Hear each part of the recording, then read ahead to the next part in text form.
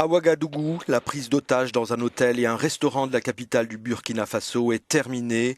Après plus de 6 heures d'assaut, les forces spéciales de sécurité ont donc repris le contrôle des bâtiments. Mais un autre assaut serait toujours en cours dans un autre hôtel, l'hôtel Ibi, situé dans le même quartier. À ce stade, 3 djihadistes ont été tués, 126 otages ont été libérés.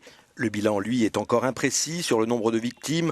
On parle d'une vingtaine de morts et de 33 blessés selon le ministre de l'Intérieur burkinabé. L'attaque terroriste a démarré vendredi en début de soirée dans ce quartier de Ouagadougou très fréquenté par les Occidentaux. Elle visait clairement les intérêts français dans la région, dans ce pays limitrophe avec le Mali.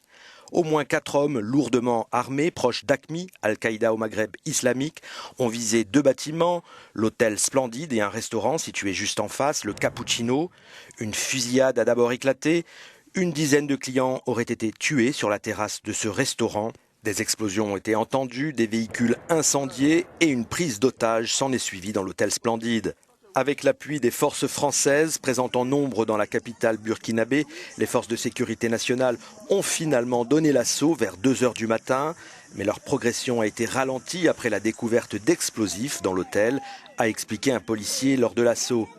Des coups de feu réguliers ont ensuite été entendus au petit matin. Les policiers ont dû sécuriser toutes les chambres de l'hôtel l'une après l'autre tout en veillant à protéger les otages. Cette attaque rappelle naturellement celle qui avait visé en novembre dernier un hôtel de Bamako au Mali.